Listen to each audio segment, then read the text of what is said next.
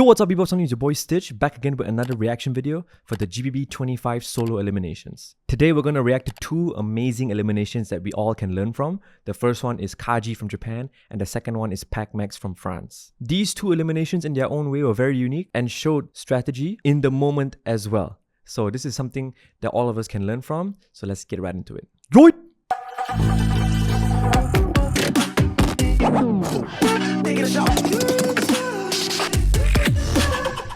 He's so crazy. KAJI from Japan, right here, live and direct. Grand Beatbox Battle 2025. Give him that hometown energy. I say the sun, you say the knee and the... Oh, look at his face. Look Battle at his 2025. face. Give him that...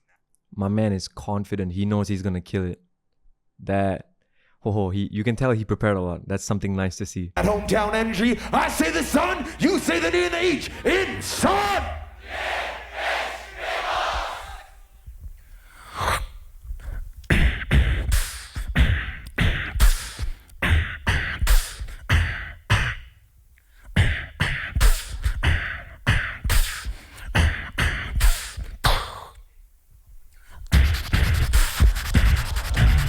Very KAJI.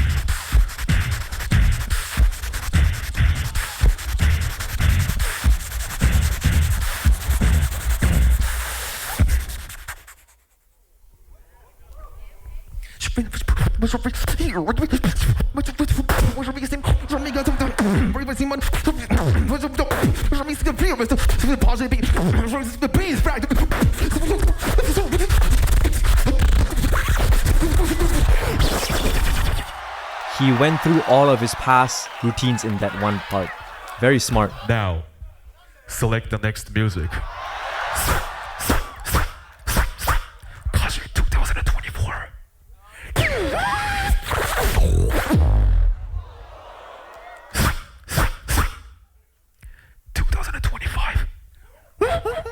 I remember. Wow, so good execution. You want stimulation. Amazing build up to the routine.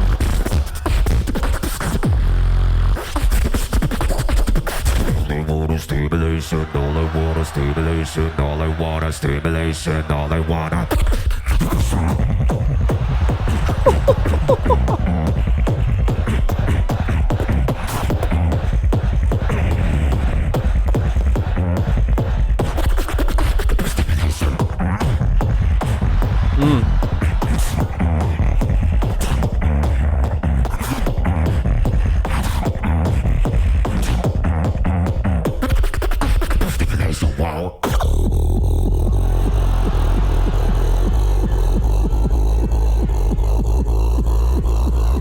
Okay, he's pushing it. That's a good thing.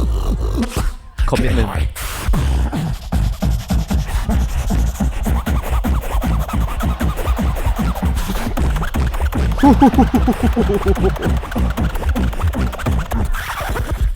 Are you ready, GBB?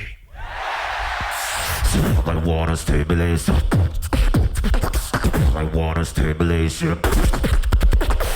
I want a stimulation. I want a stimulation.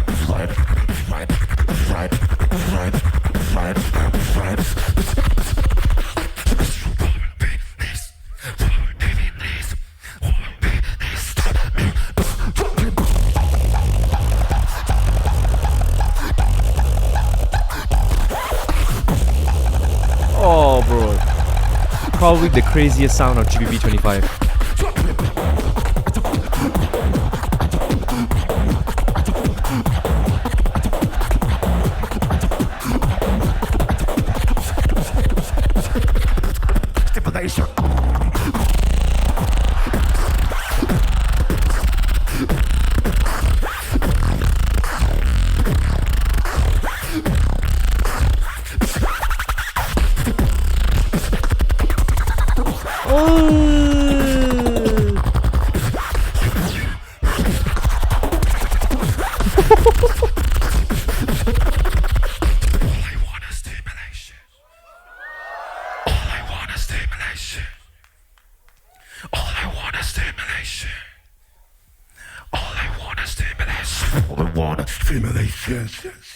Ooh, that's a very good ending.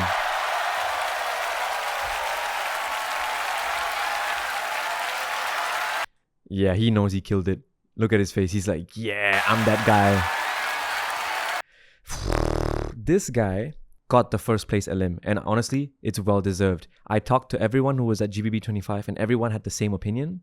Everyone thought that first place and second place was going to be between Wing and KAJI. Some people thought Wing was first place and some people thought that KAJI was first place. Now, I want you guys to notice something really awesome here, okay?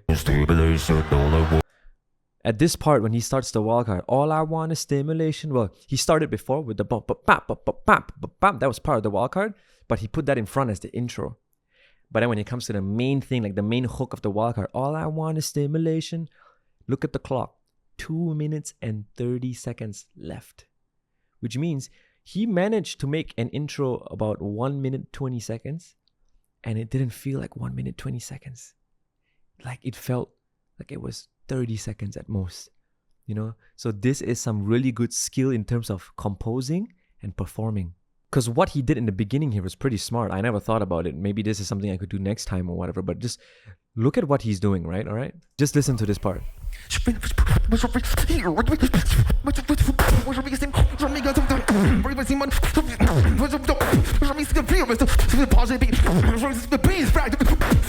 So this part over here, he's going with a pretty old school technique, vocal scratches and all that. And if you listen properly, like he's giving like little teasers of his past routines, his past tracks, right? So those are two cool things. But the cool thing here is that he's taking a different approach compared to everybody else, right? Everybody else has that track vibe, right? Either they're going to do a 4-minute track or they're going to do 2 minutes, 2 minutes, or in my case, 3 minute, 1 minute, right? And he's here, he's like, okay, for the next 1 minute, just screw the tracks. Let's just have fun. And he doesn't do a track. He does more of like a performance kind of thing. So people are thinking, what the hell is going on? People are thinking, where is this going? So there is some suspense in the air. And when people are curious and you hit them out of nowhere with something that you don't expect, it hits harder. That's why this part over here, you can feel the crowd going crazy and crazy by the second because, you know, they're getting surprised more than the typical beatboxer that's just going up on stage and doing their track like me or anybody else in this competition. So very smart. And just when everyone thinks that he's just going to not do tracks, he's just going to give a good show, at 1 minute and 20 seconds, he does this. Do you want stimulation? Let's be real, this was the first place wildcard. Everyone wants to hear this thing, but we thought he wasn't going to do it. And then he was like, psych, I'm going to do it. So he tricked us in a way, in a good way. He's like, you guys thought I was just going to do something else. Nah. I'm doing what you want me to do, but I'm going to do it my way. You guys didn't see it coming, didn't you? So this is very good planning. Like he executed well, he performed it well, and the structure of how he led up to that 2 minute wildcard. And it's crazy, yeah? Because most people, when they do their wildcards in the elim, they do it one of two ways. One, they do a 2 minute routine, a new one, and then the last 2 minutes, they would do their wildcard. Kind of like what Dan did. Or they would take their 2 minute wildcard and they would make a 4 minute version of that wildcard, make it into like a full song kind of thing. KAJI is like, nah, I'm just going to do the 2 minute version and I'm going to do a really nice intro. I'm going to build a suspense. And when it's time, I'm just going to do the 2 minute version. Simple. But yeah, genius elim. And speaking of genius, we have another one. All right, my boy Pac-Max from France. Let's get it. Yoit!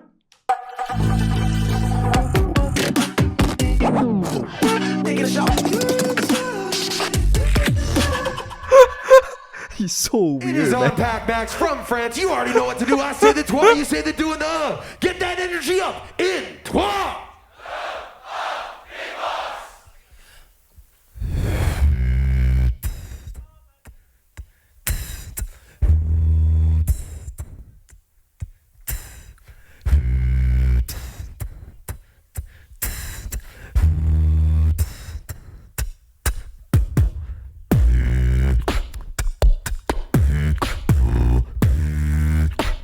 Oh, his drums are so solid.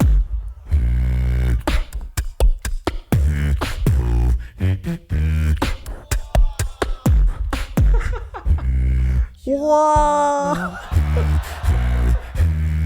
Oh man. You don't know what you need in your life.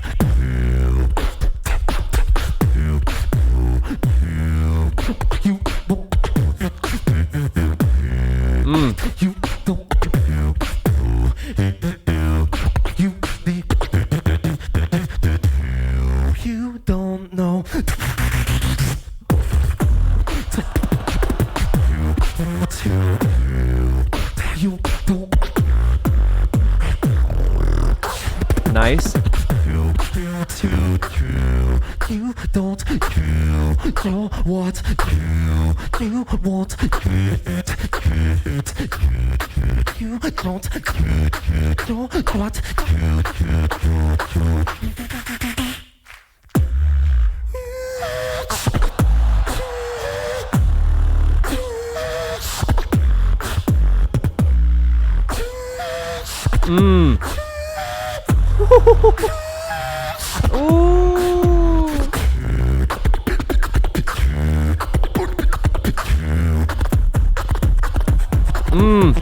Solid.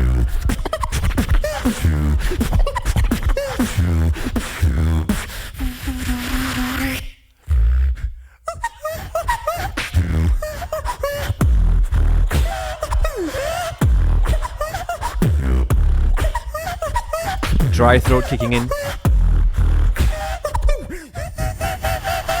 Nice recovery. you don't know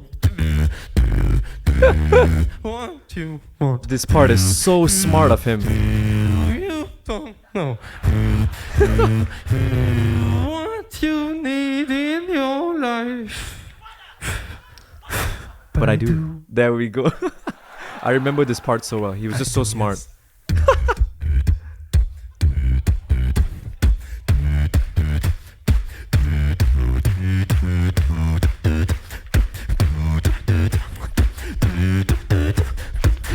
GBB, are you with me?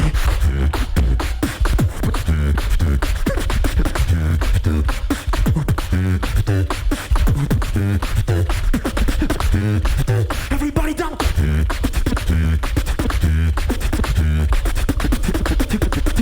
Sun, knee, and C, here we go.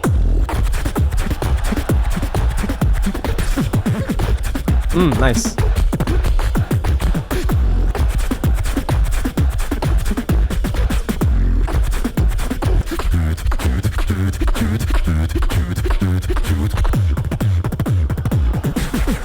Here we go.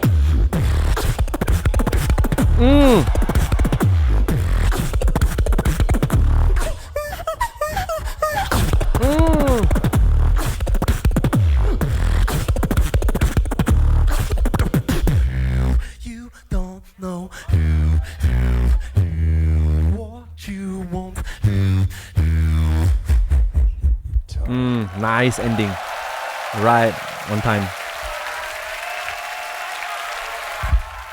100% deserve to pass the elim, right? And I just want to talk about one thing, right? Because let's be honest, he did a routine that we all have heard before. Even the drops at the end, we've heard those drops before. So nothing really new technically, right? But he still deserves to pass, and I'll tell you why.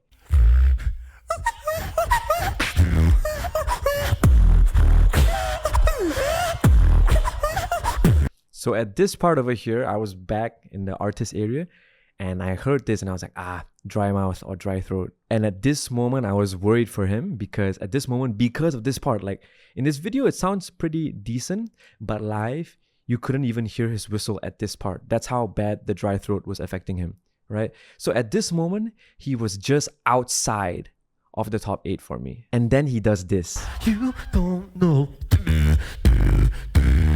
what you want. You don't know. I remember I was in the artist section with a lot of beatboxers, and when he started doing this, I immediately knew that yes, he had dry throat, and then he was doing this stupid joke to cover up the dry throat. And guess what? It worked. I remember I was there and I was like, man, that's so smart.